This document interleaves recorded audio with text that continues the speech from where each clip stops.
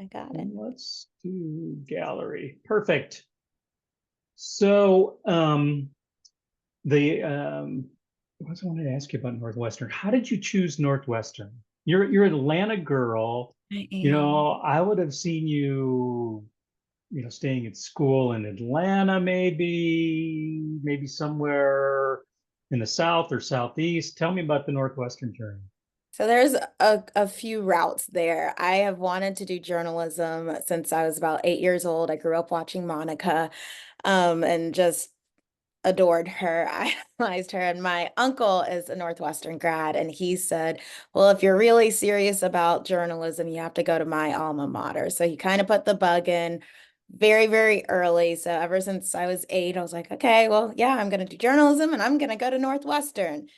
Had no idea what that really meant or really entailed. But of course, as I got older, I started working towards that goal and making sure grades were good and extracurriculars were lining up how they needed to be. And then just the other fact, I thought I hated Georgia summers. My parents are both from Alabama, so summers were always spent in Alabama too. Georgia and Alabama summers are so hot. So I was like, I must love winter. That's not how it goes. That's not Yeah. it. Learned very quickly that first snow, that I don't. And when it wasn't melting after a few days, I was like, what did I sign myself up for 4 years of this? But no, I wouldn't have changed it for anything. Despite the weather, Northwestern was wonderful, and it was my 8-year-old dream come true, and every minute of it lived up to it. Nice. Nice. That's I think it's rare that people have that vision at 8 years old I'm that, told. yeah, like 14 years later, you're graduating and you're actually living the dream, right? Yes. I And don't take it for so, granted.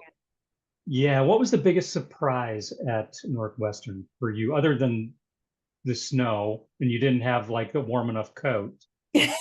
I had the warm enough coat. I got really good advice to buy my winter coat there. So that was the first thing my parents did. Got to Chicago, they took me to the North Face store and had the best winter coat that took me through covering the, I guess, first polar vortex when I was starting out in Fort Wayne, Indiana. So I had a very, very warm coat. But biggest surprise, I did the Cherubs program. It's a high school program in journalism. Well, they have it for different, I guess, cannot think of the word, different majors, but I did the journalism Cherub program. So I kind of had an idea of what Northwestern could be like. Of course, it was people from a variety of backgrounds, kids from a variety of backgrounds. So I kind of knew the diversity that I would experience at Northwestern. I was familiar with the campus when I got there. I think it was just, I looked for journalism programs. I didn't only apply to Northwestern, but it was really important for me to have those journalism programs that started you off as a freshman in your major, that didn't make you wait until your junior year. So Northwestern, they're like, no, as a freshman, hit the ground running. You can join all the clubs. But for me, my first year, I guess, dating myself, aging myself, but Northwestern's on quarter system. So my first week on campus was kind of the end of September. So within the first month as a freshman, I am covering the historic 2008 election, election day. I'm covering the polls in Chicago. I was in Grant Park the night Barack Obama got elected for the first time. So to just be in such a historical space, of course, was amazing. But then to be at an organization or an institution, a school that allowed me to cover that history and not just be part of it too was not only life changing, but it really set the stone or set the, it really, my goodness, words just aren't there today, Mike. It's But okay. it, It um, really set the table for what you were going to do and the yeah. tone for what you were going to do Yeah, throughout your it career. really did. It really did. It kind of just started it off like this is what's possible. not only for my career, but for me and my journey here at Northwestern. And as a journalist, because if you can be 18 years old covering a historic election and not just interning or grunt working, but actually on the ground turning things that we're publishing, articles. So it was, yeah, just a life-changing experience. Yeah, well, terrific, and a great life-changing experience too. I mean, as you and I have talked, being a Northwestern grad, I mean, they really focus on the fundamentals and the technical too, right? I mean, I your do. writing skills probably improved tremendously over those 4 years. Oh, absolutely. I pride myself on saying I graduated with never getting a Medill F. So I pay super attention to detail, accuracy. It is um, my thing, I like to say. But also, yeah, my writing, just storytelling, because you had the opportunity every day. They were getting you out there, especially in the grad program, because that was, you were kind of dedicated to community storytelling 9 to 5, Monday through Friday. So it really gave you a chance to hone those skills. Nice. Talk about the importance of writing and reporting. And Ooh, where did you learn how to write? ah, where did I learn how to write? So I'm an only child. I think I entertaining myself is just been something that I've always done. So when I was younger, super nerd, but I would play with my Barbies or my Beanie Babies, and I would write plays and make my Barbies or Beanie Babies act out my plays. So I think I've always liked writing. And even when I was younger, like elementary school younger, teachers would always say like she's a really gifted writer. So I think going to Northwestern, it was just kind of honing it into like what is journalism writing and what is storytelling on that regard and that lane and field. So being able to know to focus on a person, find that person to tell the story around and craft it from that and tell the story and get the nuggets and the meat into that person's personal story, to not focus on what the officials are saying, to always question if officials are saying something, check it out, but to really build that story around, because neighbors are going to care about their neighbors. They may not care about the city council official per se. I mean, maybe as their entity, they might care about them as the person, but in their entity, but they will care about how their neighbor is struggling or achieving, and that will draw people in. So that's what I always try to do. Nice. No, I have someone on my team that's an advisor that is executive responsible for digital content for one of the larger media companies. And when I send her a reel for a review, and I ask her to review a reel for me, you know what she says? I don't want to see the reel. I want to see the script. Show me the writing first. Mhm. And it really taught me what's important as we move forward into digital content. It's not necessarily the visual, it's the development of the story and how your characters become important by telling your audience something they didn't know, right? Or Exactly. something that was interesting about someone in their community. So today is June 17th. We're in the Monday afternoon. Juneteenth is right around the corner. June 19th, right around the corner. It's kind of an underlying theme for our conversation today. Um, Tell me from your perspective how a young Black female journalist should look for a college and look for a program. What are the things they should take into consideration, based upon your experience? And we would both like them to go to Northwestern, but there's other schools out there too. So give a young journalist some advice from your perspective. Oh gosh, yeah, I think that's so hard because it's really like everybody's different. What was important to me may not be important to the next person, but I would say to definitely know your priorities. I know when I was looking at colleges, of course, because I was blessed to know what I wanted to do, making sure I only applied to the top, I think it was 8 journalism programs in the country. Um, and so I kind of made my list from there. And then from there, I made sure like I grew up in SEC country, so football is important to me. So they needed to have good athletics, Northwestern tries, but at least I could have that experience of game days. So I wanted to go to a Division 1 school. For me, I knew I wanted to pledge a sorority.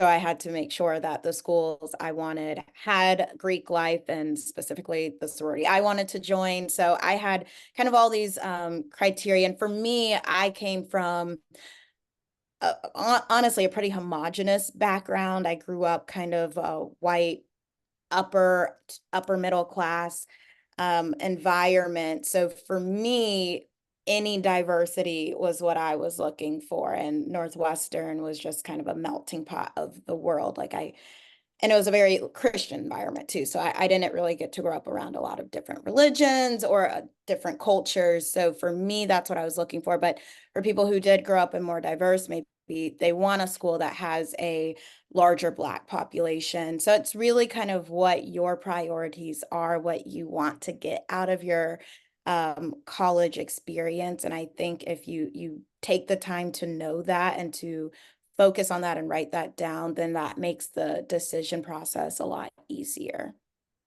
Interesting. I almost heard you say the lack of diversity in your when you were younger was a driving force in looking for diversity in the next chapter of your education, secondary education. It was. I definitely knew I wanted, and I had a full ride to the other good journalism school, which I almost went to, but I also almost went to UNC Chapel Hill, which has a great journalism program as well. But it was just too close to the environment that I had grown up in, especially when we think about just kind of regionally too. So for me, it was to push myself outside of my comfort zone. And Chicago, until I was a cherub, I had never been there. It was around kids who grew up in different countries, different cities around the country. And to me, that's the experience I wanted. I really wanted to expand my worldview. Like my freshman year roommate, she was from Seattle, and it was funny getting ready to go to school with her. All her friends were like, oh my gosh, the girl's gonna wear cowboy boots and make you listen to country all the time. I was just like, it just rains all the time up there. So it's just not knowing and then being able to kind of break down those stereotypes with each other and just really open your eyes. So that's why I was looking for more diversity and not my comfort zone per se. Yeah, that's cool. I mean, I think, my family, it's important as well. And we've chosen communities to live in that we're diverse. I mean, it's the real world, right? And it's super important. So let's talk about diversity or the lack of diversity in journalism. Yeah. Um, you know, with pride, I can say that Talent Boulevard, we just brought on Caucasian 60-year-old male onto our advisory board, and it's the very first one. So That says something. we kind of went the whole other way when it came to approaching diversity in the industry because from my perspective, Eryn, 70% of graduating classes are female and they're very diverse when it comes to journalism. But when we look at the industry, especially in leadership and newsrooms, that's not really reflected. Can you talk about your perspective in the newsrooms you've been in and in your journey? Yeah, I think also the diversity. I have a really good friend who's finishing up her residency, and she always says like you can't be a doctor unless you can afford it. And I think journalism is very similar. So I think you also get kind of a lack of diversity because journalism is not necessarily an attainable career if you don't have the funding to support that career, or you're working two, three jobs to be able to sustain, especially starting off when you're making the low salaries that we make in journalism. And I mean, honestly, even as you move on, because the salaries really haven't grown with inflation. So I think it's hard if you maybe starting off don't have family who can support you. And if you're trying to make it and work different jobs and you're waking up at odd hours and have to look good on TV. So it is an industry that is difficult for socioeconomic diversity as well, but definitely racial and ethnic diversity. You don't see that often in staff and especially in management at stations. I think in my almost 13 years, I've had one Black news director, one Latina assistant news director, a couple women news directors, white women. But yeah, I think that's about the extent. And that was Memphis, which is a pretty diverse, not even, it's not a diversity, it's a pretty Black city. And that's where I had the diversity and management. Every other station, I don't think I had any diverse managers. And I think that also says something. I think management, because they pick the stories, they say they give the go ahead. And I remember one of my stations, I was pushing for to do a story about homelessness and affordable housing. And it was a tent city type of situation. I wanted to go and talk to the people there about kind of what led to that situation, what they believe could be done by the city to help make their lives better. I remember one of my managers told me that homeless people don't have TVs, so we don't need to bother doing that story. And it's just kind of, if you're not, if that's your world, that's your world. And if you have people whose worlds are the same as you also don't see the value in telling stories of different communities. So I think, and that will always stay with me, because I think I was like you, I was so dumbfounded, but I was also young, and I was just like, how do you even fight back against a statement like that? But that's one of the main things. It's the story selections. It's what gets covered. And if you're not, um, if the people making the decisions aren't diverse and they don't value diverse perspectives, then you're doing a disservice to the community that you serve. Yeah, without question.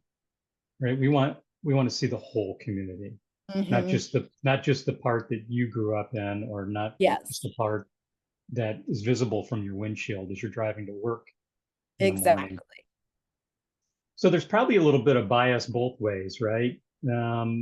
Like if you grow up in Memphis and you move to somewhere that's not as black as Memphis is, you're probably bringing some bias with you as well, right? Oh, Because that's your absolutely. whole world. That's what you think Yes. the world is. Um, so in that in that conversation, what are the things that you would start, stop, or continue the practices when it comes to different perspectives and diverse perspectives in the newsroom? What are the what are the things that need to start happening that haven't? What are the things that need to stop happening? And I think you and I just talked about things that need to stop happening. And what do we need to do better and continue at from your perspective? You're 13 years in 5 or 6 different newsrooms. Yeah. Okay. And a loaded question there.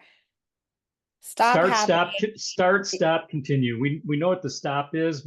Yeah, We'll circle back to with that. this start.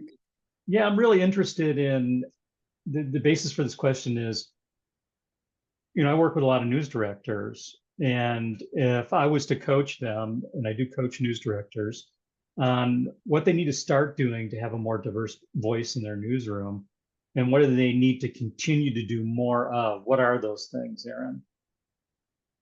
I think trust the people you hire, value their opinion. I know, of course, as news directors, they have worlds of experience, especially in this industry. But middle of road millennial, but I don't quite understand what's really important to people who are, is it Gen Z that's after me? Yeah, Gen Z. So if you have those people in your newsrooms and they're saying like, this is what my friends and neighbors care about, then listen and do that story, even though maybe that's something you don't care about. I think we really have to, as journalists, kind of take the eye out of it, and especially if you have people who are passionate about, um, and maybe this is a continuation or a start, depending on what kind of newsroom leader you are.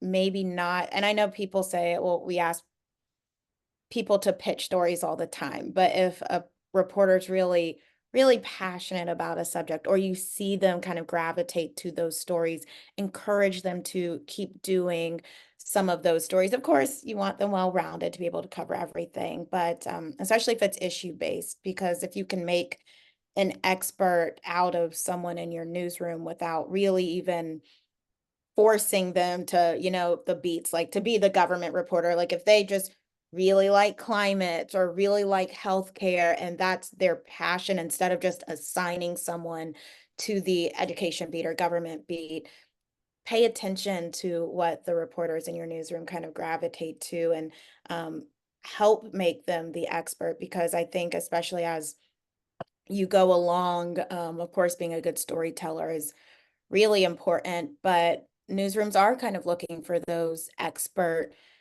journalists in certain topics, especially legal or business. Like if there's a reporter who's always loving to do consumer data driven, feed that and help them kind of pitch or look for, and I know news directors are really busy and I know managers are really busy, but especially if they're starting out, to kind of navigate them in that regards. And then, yeah, listen, if you don't think you care about it, but someone's really passionate and they're pushing and saying that, no, this is what people like me or around me do care about, do the story. It really won't, will it hurt to have a minute of your newscast, of one newscast of the hours that every station does a day on this thing, but it could really improve the morale of your newsroom, because reporters are like, oh, I'm listened to. I get to do stories uh, that make me happy, which means I feel like I'm being poured into. So then I'm going to pour back into the product and the station. And I think it's just an overall happy circle. And I have had bosses who've done that and who've kind of honed me in that way, and have seen my passion and have kind of let me run with it. And I think that I attribute that to my success and my happiness, my sustainability in this industry so far. Nice. I would assume that, I know you'll probably agree with this, that what some of the foundations of trust, because you mentioned trust right out of the chute on the question when you're in your answer, was you need to trust your reporters. The foundation is respect, and if you're being respected and treated with respect, that goes a long way towards creating trust. And it's good. So tell me about a specific story or project, one of the most impactful of your career, how you pitched it. Did your role as a Black journalist come into play? Give me some perspective on that. Ooh, I know. I'm like, let's see.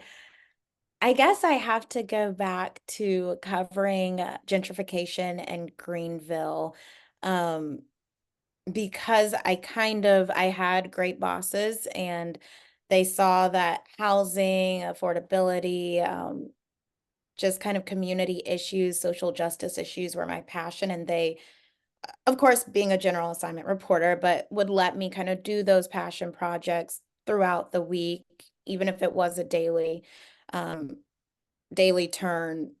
or if it was a TSR, whichever it may be, they allowed me to do those and to continue doing it. So when I got to Greenville, I would cover city council, county council, and then I realized that like housing kept becoming an issue. Of course, when I got there, Greenville was booming faster than I think they thought they would. It's still growing really fast. And that became kind of an issue that I stuck with for my almost 4 years in that market. And my last sweep story that I did was a culmination of all of the sources and connections I had built by covering it weekly by weekly in that community. So I knew the actors, I knew the players. I was able to do a comprehensive story of, the 70-year-old woman who is having to leave her house that she had lived in since she was 10 years old, because she couldn't afford the taxes anymore. I was able to talk to the city council members and the county council members who were really taking up the issue, and the church groups who were trying to land bank and buy up properties to keep them affordable. I was able, because I had covered it from the other angle too, to talk to realtors and developers about why Greenville was such a hot market and what was or what were the pros and cons of making some of the units affordable. What did it cost a developer to make affordable units in their property? So I was really able to attack it in different parts from all angles. And I just felt really proud because it was a labor of love, one that I had kept with for so long, and to have that final project, I guess, of everything I'd worked on since I'd been in the market, and then to see how it was received by not only the community, but my coworkers, my managers. So that just felt really good, and I think it made an impact in the community too. Nice, nice. So what can we do as an industry to be able to dive deeper into the issues facing Black communities specifically?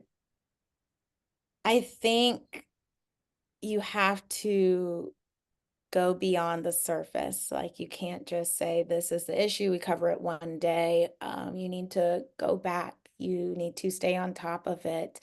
Um, since we both went to Northwestern, like there's that case now with the reparations in Evanston. And I remember that coming out a few years ago, I think around 2020, where city council was saying, we're going to do this.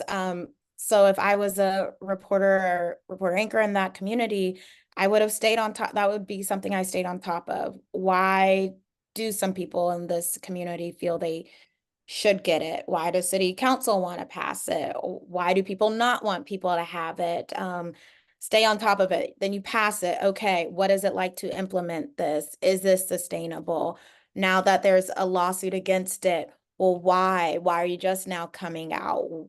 Why weren't you louder before this was passed? Or were you? And is this just your final recourse? Stay on top of it. That's how you really delve deeper into those issues. I think that's just one example, but there are so many issues that I think daily news, it's a grind. And I think we get in this habit of, okay, we covered it, but what's the follow-up? There's always a follow-up. No issue is ever just solidified or fixed after one story. There is always something else that can be done, and follow up the follow-up too. I think that's how you can really get communities to trust you. Of course, you say like, we hear, oh, you only come to our community when it's bad, come when it's good. It's not just going to the cookout or the celebration that they're having in the community to show, oh, we show up when there's good news too. It's the issues that aren't, and if it is crime in a certain community, it's not just going to the meeting where they're talking about solving it. Do the story after the meeting.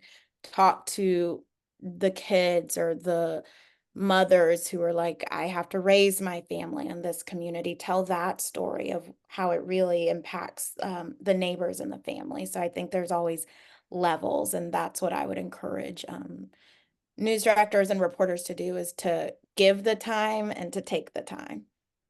Yep, truly. I mean, any major market in the United States, you turn on the news at 6 a.m. in the morning and it starts with a fire, a car crash, or a murder, right? Hmm. Definitely not long form journalism. And it's a quick hit.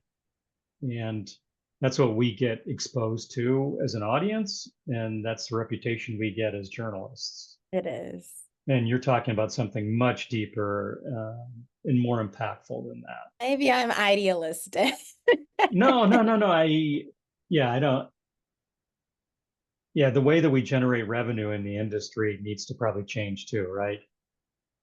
I feel like our industry is just changing so much that I'm like, I don't even know what the answer is to be able to keep up. But yeah, I don't know if going deeper would be sustainable financially if that is what people who are just kind of turning on to say, is my commute going to be impacted because there was a car crash, a fire, or murder? Or is my child's school going to be closed, you know? So I don't know if they're interested in the, okay, there was that fire, but are all the codes up to date in that neighborhood, or is there something deeper going on?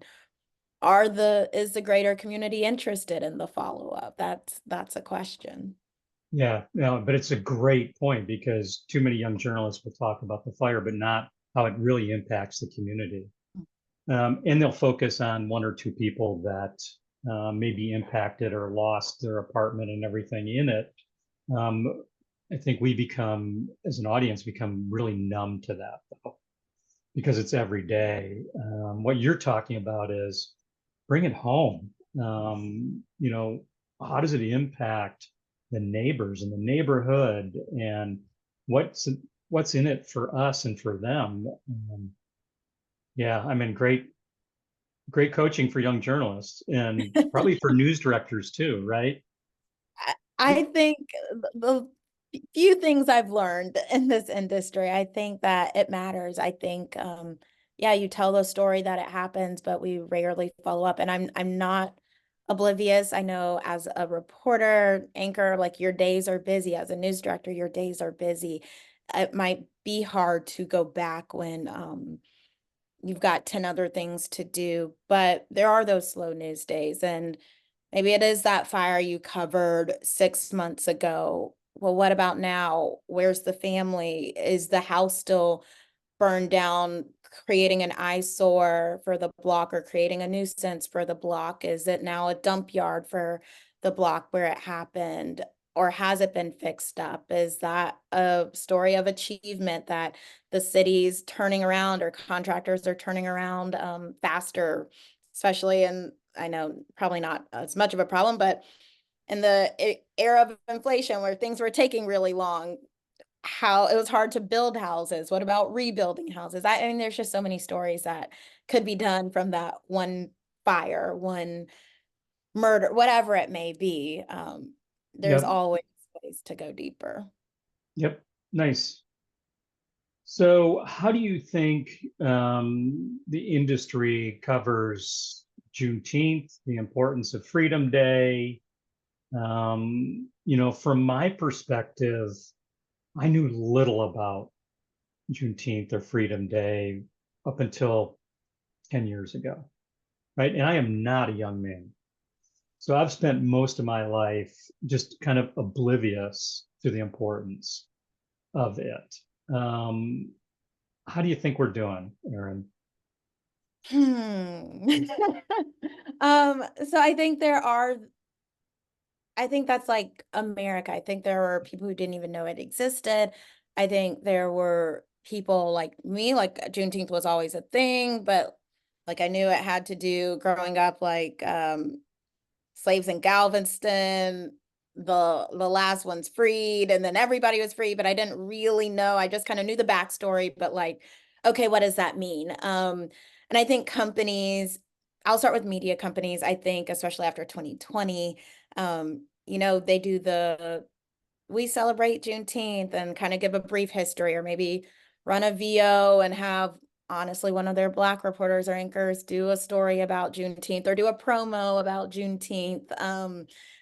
The companies, especially after 2020, like, oh, they kind of commercialized it, like Juneteenth swag or whatever, but not a lot of people have delved into the message or the importance of it, past maybe that one story. I think my friend, um, my line sister actually, she said it best. She's like, Juneteenth is, we need to remember that it's a celebration, but it's also a commemoration.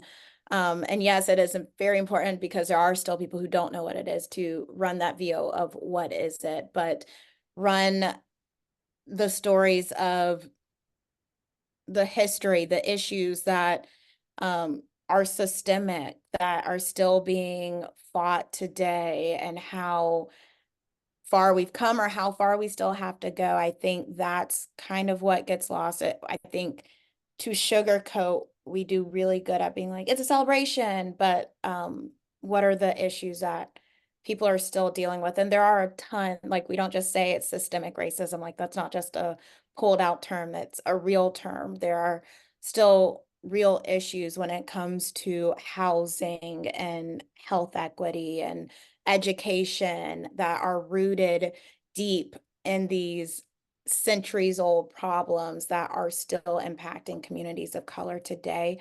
Tell those stories on Juneteenth and root it back and show the history of why this is a systemic issue. Because I think as a society that is, we see this attack on DE&I right now, whether it is educational or the programs that a lot of people were really gung-ho to do in 2020. Now they're walking back on it. So I think as journalists, we almost have a duty to make, I mean, to tell the story of why people are walking back, that people are walking out back to tell what's happening, but to show why things like this are important and to make those connections, to do the research, to do the history, um, get into the history books and show why systemic is a real thing and not a fictional thing. And I think that is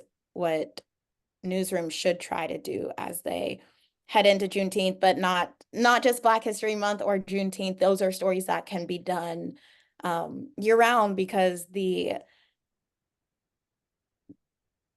I guess attack can be a strong word, but I do see it as one.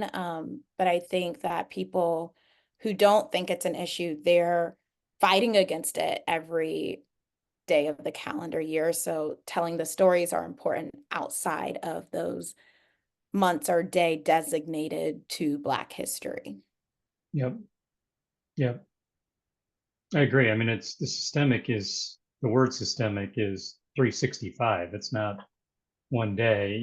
We fortunately have a day now that we can open the door and talk about systemic Mm. issues, right?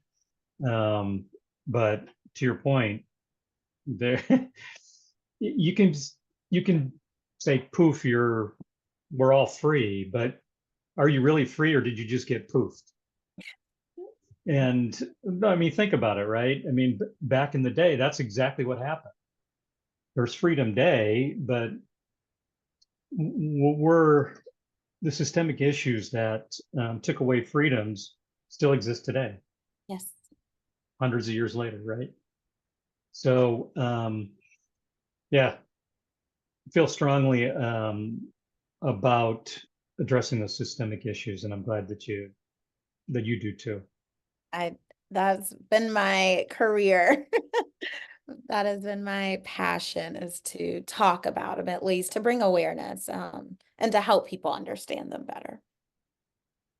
So, in your lifetime, because that's all that you have perspective on, I mean, have we are we 60% there? Are we 30% there? Where where do you think we are, Eryn? Are we making good progress? I think it's like an ebb and a flow, right? And it shouldn't be. I come from a very staunch civil rights family background. My grandfather actually organized the carpool for the Montgomery bus boycott. My dad is from Montgomery. My dad marched with MLK from Selma to Montgomery. So I know how bad it, I mean, not personally, but from stories that my dad, like it's not just my grandfather, my great grandfather, my dad has passed on to me about what it was like growing up in Montgomery when he was a child, and even as a young adult, and the racism that he faced, the opportunities he wasn't allowed to have, and my mom too.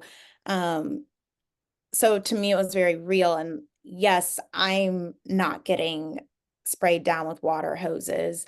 If I want to stand up for something I believe. So in that regard, is it um better? Yes. Um, but then you see the outright violence. Like I've still been called the N-word out in public. You see people at even political rallies getting pushed and violence upon them for being a different color. So I think there is still the violence aspect that's out there. I think, especially past the last, I guess, 8 years, it's gotten worse. We saw that rally in Charlottesville that also turned violent. Yeah, you would see Klan rallies. Not, I would say 100, but it's not even 100 years ago. Let's say 50, 40 years ago. I actually, in Greenville, did an interview with a hooded Klansman, and this had to be 2016, 2017, because they were actively recruiting on a college campus in the area. So it's still there and it's still very prevalent. So is it better? I would say maybe in my lifetime. I don't know. I also grew up in the South and again in that homogenous community. So I feel like I experienced very overt instances of racism growing up in my schools and my family, or not my family, my neighborhood, where my family was the target or my friends were targets because of how they looked. But I do think that was very specific to how I grew up. But I have friends who said they came from California or Seattle and then to the South, and it was a completely different, like not 360, I guess, 180 for them, of an experience because they did grow up where race was not a thing. And I think that's beautiful for them. So I think maybe get asked, or I think maybe it's who you ask if we've gotten a lot better in my lifetime. Eh, it's hard to put a percentage. Yes, is it better than how my parents grew up? Yeah, I'm able to go to well, I guess my uncle's able to go to Northwestern too, but he was the first, one of the first integrated classes of Northwestern. So I think the issues he faced there, I didn't have to face, but there were certainly I still had friends who would get stopped by campus police because they were wearing hoodies and just really other things that my white or Asian friends weren't dealing with on campus. But it's definitely not as it was decades ago. Are we better? Yes. How much better? I teeter because I think we still have a long ways to go. And I think especially now with it almost feels like we're walking backwards. I think there was a hope. And the politics aside, I think there was just that hope when you did see the first Black president. I think it's like, okay, this country's moving past racism and systemic issues and at least attacking them, and people are able to um, kind of get past a person's skin color. And I think, in the years since, we've kind of seen a walk back, like not teaching DE&I in schools or not wanting certain books to be taught, not being able to teach about racial history. I think that is a complete disservice because it happened.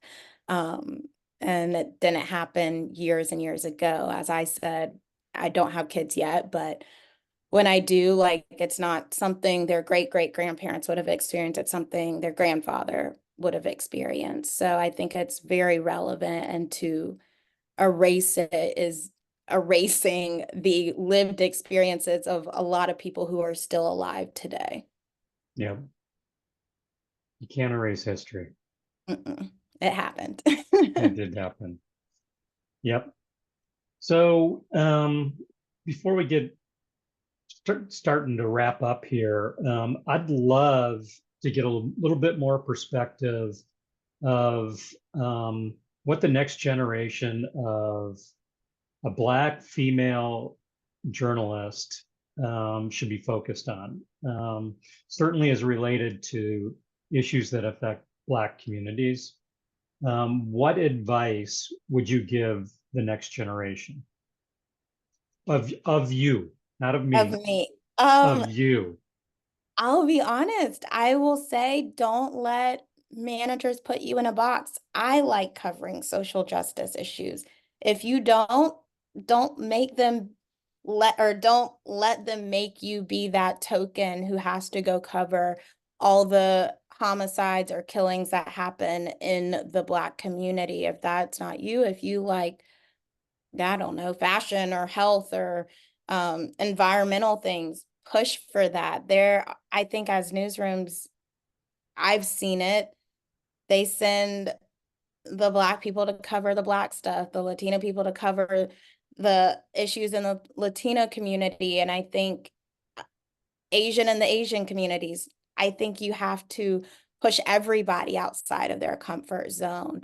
I know that I covered a story about how HIV and attacks on trans people were impacting Memphis and their health system, and how trans people aren't reported correctly when they do have attacks against them, and how even the spread of HIV isn't reported correctly because they don't it has to be man or woman on police reports, and they don't take account for how trans people identify. For me, that was completely out of my comfort zone.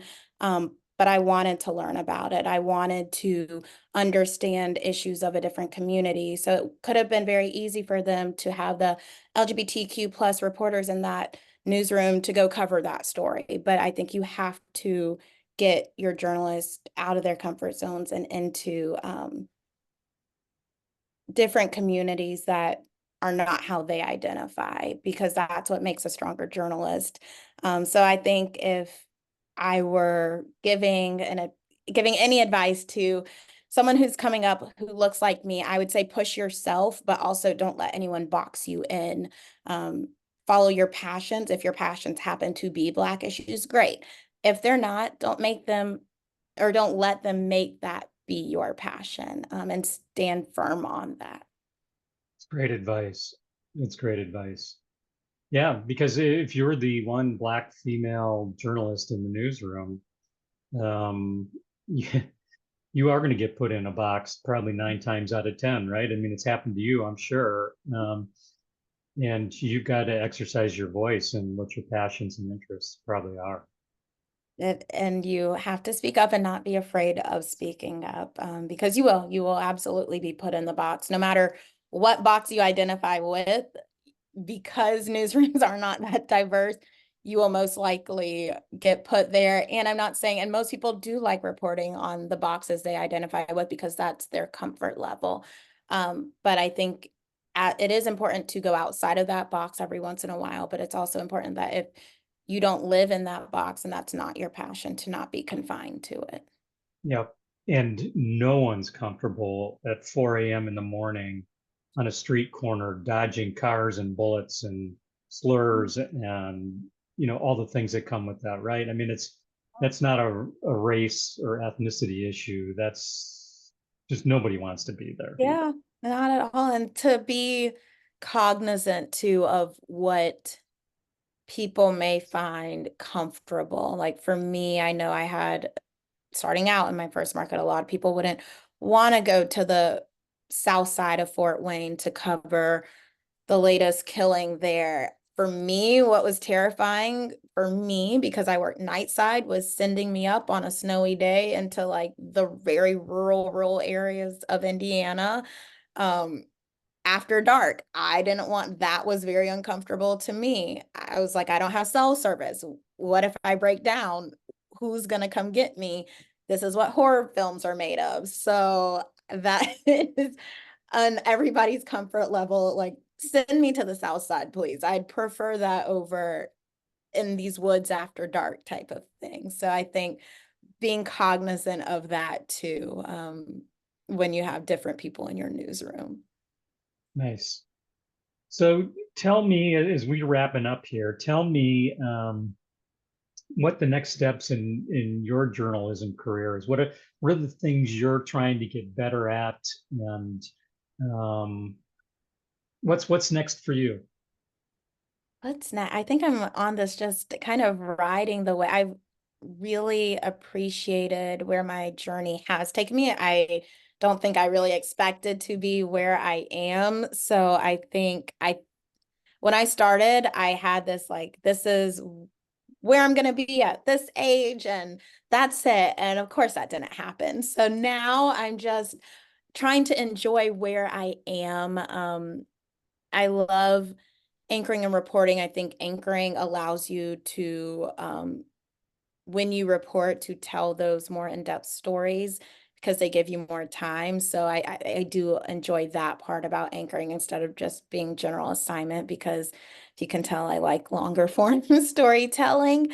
But so hopefully position that allows me to continue doing both anchoring and longer form storytelling, but also a position where I'm able to kind of help guide, offer assistance to the younger people coming up. I'm not by any means a veteran in this business, but I've learned a few things. And I think for me, being in an environment where I can continue to hone my storytelling, because that's what I love. And while I think I'm good at it, I think you can always get better. So I would love to bring home, I think, short-term goal, bring home another Emmy for storytelling. I'm putting it Another out. Emmy? How many Emmys do we have? 3. Okay. And what were those three? What were those three stories? So one was a documentary I produced, created, produced, wrote, all of the edited on youth gang life in Chicago. It was because I think you hear only about gangs on the south side of Chicago a lot, and you think of gangs and you honestly think Black. So my partner and I went to the Hispanic area of town, which is actually the most, when I was in school, it was the most dangerous because there were more factions of Hispanic gangs. While there was more concentration of Black gangs on the south side, on the west side, there were more factions. So it made it bloodier and more dangerous. So we went and kind of ingrained ourselves with kids who were, I think, sophomores in high school, one who had gotten out, two who were still in, one who found it because they were looking for community, one who grew up because that's what brother, dad, uncles, everybody else were in his family, and then a school counselor who had been in gang life and gotten out and was trying to kind of mentor these boys along as they grew up. So Okay, by far, number two. I know, Number I was like two. that. I get really passionate about that one. That I one is can like tell. that one changed my life. That completely changed the trajectory of what I loved covering. I thought I wanted to be a political journalist before that. And that really got me into long form social justice storytelling. So that one changed my life. Number two were the deadly floods in South Carolina that hit Columbia, but they actually hit Greenville, of course, first. And my morning team won an Emmy, and my story on that was I did a live shot as the river was rising. Each hit, which I think I did like 10 in the morning, and I put rocks up for so each hit you could see it was coming, it was coming, it was receding. So won it for that. And then the third one was actually a promo that I helped produce with my creative production team about when I came to Memphis, welcoming me, and it was a play on me being Eryn Rogers, but not the famous Eryn Rogers. I, I don't know. You're famous to me. So Well, thank you. Not the other Eryn Rogers. So yeah. that was just more fun. And I my first kind of dabble in like production creativity, promo shoot, what grabs people when they're watching kind of a commercial on TV. So all of it, but it hasn't been, I haven't gotten an Emmy for solo storytelling. So that's a goal. Day ain't over. No, I have, Y- hopefully y- not. Hopefully I have a long career ahead. So Yes, plenty of exactly. time to make that Yeah, happen. yeah, you do. I think you're still rising, you're still a rising journalist in my I like eyes. it.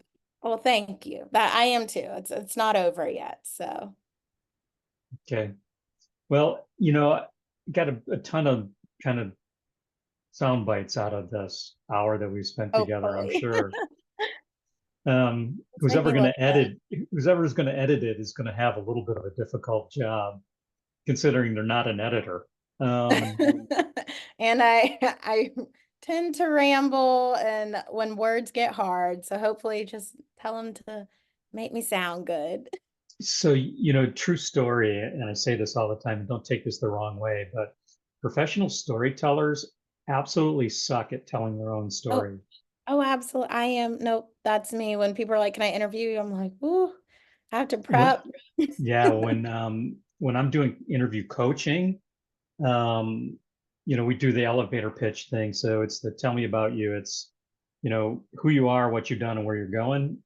And I get a stopwatch out and I give people 2 minutes. And like, in And the that's two even minutes, long.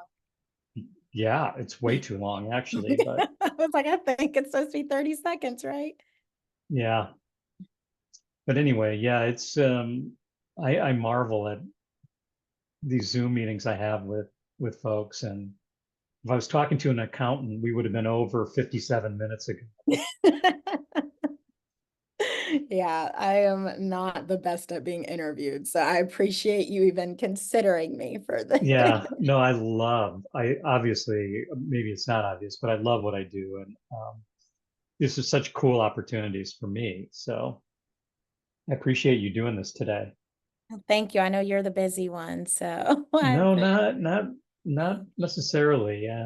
Got a great team of people that work with us. And Joyce is just out there grinding every day. she's Is wonderful. Yeah, she's really, really good. And she's got a great perspective as a Latina Mexican national, went to school at Cal State in Los Angeles, has a travel blog. I found her in Zurich, Switzerland.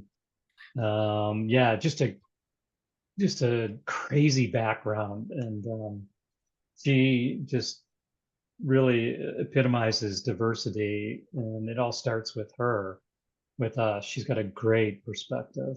So I appreciate y'all letting me share mine. If you know anyone looking for an anchor reporter, pass yeah. my Well, stuff. if you see something that is interest to you, let me know. Okay. This, I don't, have you looked at anything at WSB? I I know they had a reporter who left, so I thought I had my agent reach out just to see freelance. But I don't know because she said she was looking and then she's saying that there might be a shakeup in management, and so they were kind of pausing things there for now. Yeah. But Yeah, there's always going to be a shakeup there. Yeah, the role that Kristen Holloway had would have been perfect for you. Oh yeah, mornings, yeah. I mean, Um, that would have been perfect for you. yeah, I know she loved it. And I know a lot of my mentors love their time there too. So I was like, well, I'm picky at this point because I think I learned my lesson about um, I think Medill always, like, they would tell us, you want to work for number one or number twos. And I would not think that I was like, oh, stations are stations, but working for a number four, coming from WMAZ, my boss at WMAZ was like, Eryn, you've only worked for top stations. You're not going to like it. Um, and I was like, no, I'll be fine. I won't do that again. So yeah, I think I would Yeah, only be looking at Fox 5 or Channel 2. Scripps is different because it's like the network kind of startup. So it's not really like that established station. But I think when you're in those established stations and you're trying to make it to number even just three if you're four, it's just yeah, it I creates. was I was sitting down with a news director and a general manager at a station in St. Louis, and we WSB came up, and the news director said, "You know what WSB stands for?" I said, "No." He said, "Welcome to the South, brother," because they've run just about everybody out of that market that's ever tried to make any headway. So It apparently Fox 5 has done a pretty good job as of late. retaining. I think that's where that would be dream if I was staying local, because I think they have the best work-life balance and of course they're respected in the market. So that would be the dream. I know they have a morning opening that just the longtime anchor left. So I don't know if they posted anything yet, but um, I think that would be the dream.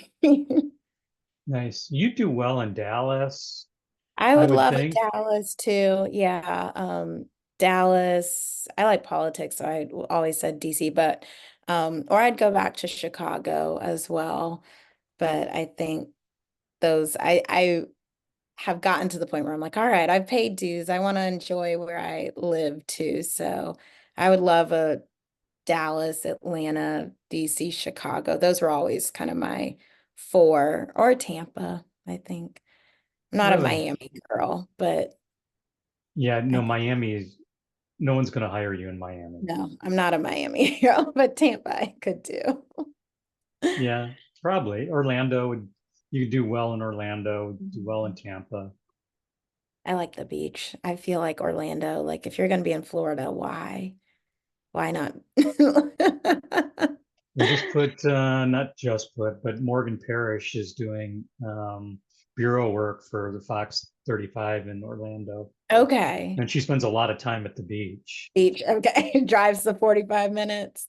Yeah, I don't know. She does live right outside of Orlando, but yeah, I mean, they probably wanted her to live at the beach, quite That's frankly. true. If she was bureau, yeah, if she, depending which bureau she was in, yeah. Yeah. Okay, well, if you see something and I know somebody, Okay. let me know. I just saw Robin Whitmire just commented on something I posted on LinkedIn, and she's the news director at Fox 4 in Dallas. Okay. So Yeah. Um, maybe she I was don't telling me to know go to hell. I don't know what her comment if was. I didn't. I would love because I have a good friend who does their political stuff and he's been there for my gosh, 7 or 8 years now. I always look at where my friends stay, because that usually means that it's a good shop. So if I have friends who've stayed multiple contracts, I'm like, all right, that's a place to go. So, Yeah, I don't know. I think company culture is an individual thing. And and that, yeah, I mean, I've told my boys this that, people call cultures toxic or, not a great culture, but it's a great culture for somebody. It may be you, it that may is not be you, but, and culture is a better driver of future results than your skills are, believe it or oh not. yeah. Because if you're, like I said, if you're comfortable, you'll pour in and then they'll pour into you. And we all know people that are less talented, do substandard work, but seem to Yeah. survive in places forever and ever and ever. And it's because they're a great cultural fit. Yep. Yeah, that really makes the difference too. Yeah. Okay. Absolutely. Well, if I can help you, let me know. I probably should have Thank you. stopped recording long before I said some of the things I've said in the last 5 minutes. I thought you had. Sorry, but yeah. Don't let anybody at WSB hear that I said people work Mm, too hard. yeah. But Yeah, if you no. want to let someone at Fox 5 in Atlanta hear me say that's the goal, by all means, let that slip. Well, you can go with the two Fox guys. You can go DC too, right? Yeah, I've heard, yeah, have friends who love that one too. So, Okay. Well, it's nice to meet you, Aaron. The other yes, in Eryn person. Rogers. Well, thank you for your time, Mike. It was nice Um, meeting you and chatting with you. my pleasure, and enjoy your week. Thank you. And this will be posted, do you think, Wednesday I think Joyce is or going to around post her original thing on last Wednesday? year's. Yeah, Okay. and then we'll start interjecting pieces of this in maybe as early as tomorrow. Okay.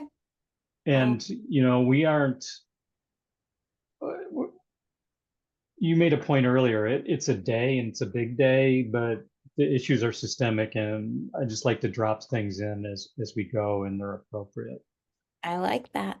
Well, I will keep Okay. an eye out. Thank you. Okay. Take care. Bye.